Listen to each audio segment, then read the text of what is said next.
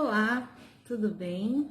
Vim trazer uma palavra para o teu coração. Eu espero que você tenha acompanhado os vídeos que são constantemente postados. Se você tem acompanhado, comenta, compartilha. Nós vamos falar da palavra de Deus, tá bom? Lá em Mateus, capítulo 19, a partir do versículo 20, do 16 em diante, na verdade, fala da passagem do jovem rico. É uma passagem que muitos já conhecem. Eu quero ler. Eis que alguém, aproximando-se de Jesus, lhe perguntou: Mestre, que farei de bom para alcançar a vida eterna? Jesus respondeu: Porque você me pergunta a respeito do que é bom? Bom, só existe um, mas se você quer entrar na vida, guarde os mandamentos.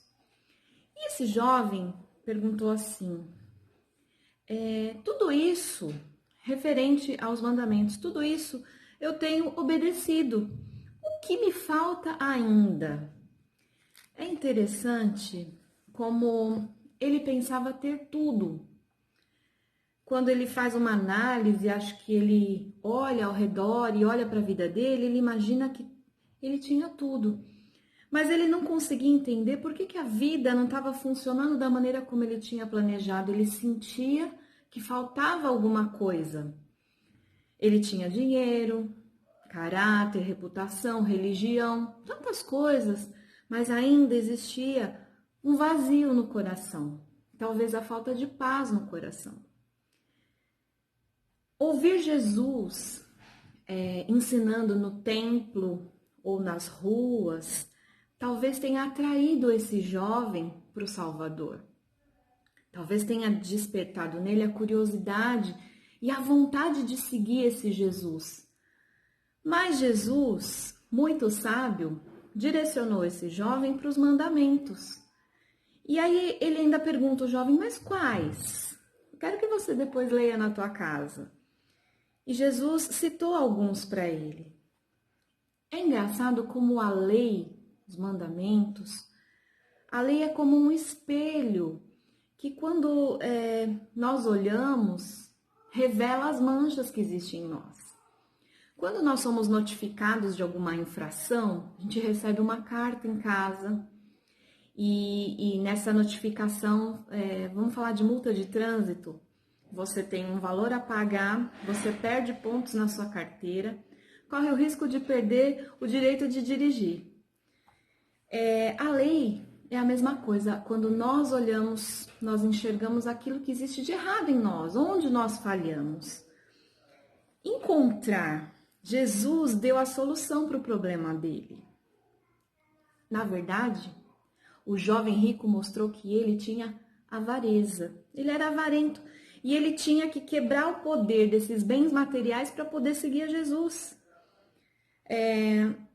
Lá em Êxodo, capítulo 20, 17, quando fala das leis, fala não cobiçarás. O Senhor Jesus deu algumas instruções para ele. Vende os teus bens, dá aos pobres e depois vem e segue-me. No versículo 21. Como muitas pessoas hoje em dia, esse homem ele tinha recursos para caminhar. Ele possuía dinheiro, propriedades, a palavra fala que ele era um jovem rico. Mas, apesar disso tudo, ele não tinha recurso para alimentar a sua alma, o seu espírito.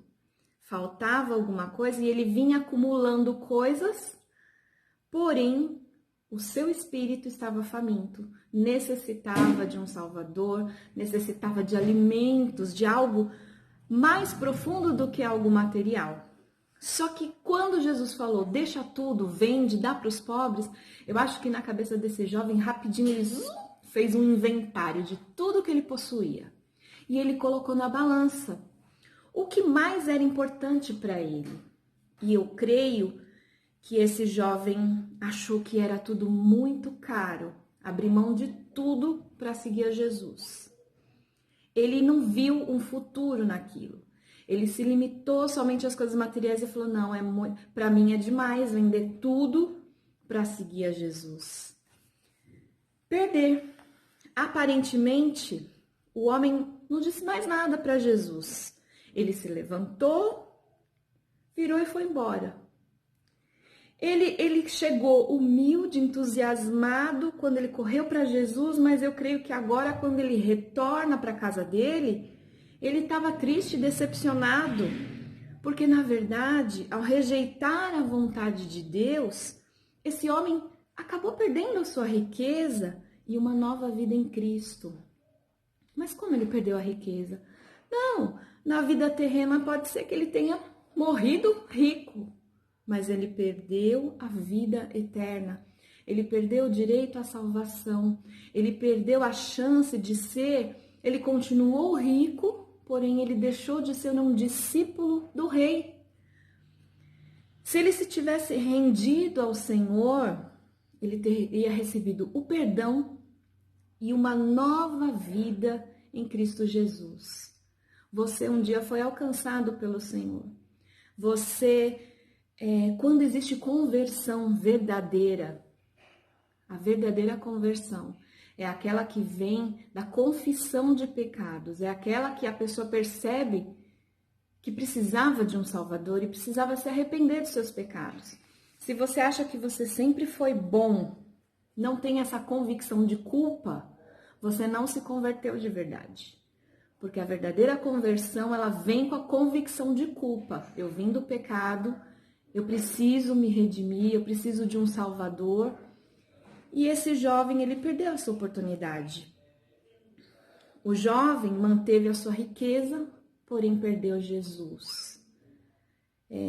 Nesses dias tão difíceis, que a gente possa avaliar os nossos pesos, aquilo que é importante para você, aquilo a quem você é devoto mesmo, seu coração pertence a quem, né? As coisas materiais são importantes, aqui fala de riqueza, mas é riqueza assim num todo, né? Às vezes não é só coisas materiais, falando de dinheiro, mas às vezes é a falta de tempo, são tantos motivos que nos afastam do Senhor. E ele perguntou assim, quem pode ser salvo? Perguntaram os discípulos para Jesus. E Jesus deixou bem claro que nós não podemos salvar a nós mesmos e também não temos o poder de salvar ninguém. Você não pode salvar ninguém. O único que pode nos salvar, a salvação, vem do Senhor. Somente Ele é que pode nos dar a salvação. E essa salvação custou um preço a Jesus. Ele entregou a sua vida para que hoje nós tivéssemos salvação. Como filhos de Deus, em Cristo Jesus, nada nos falta. Que Deus possa abençoar tua vida, em nome de Jesus.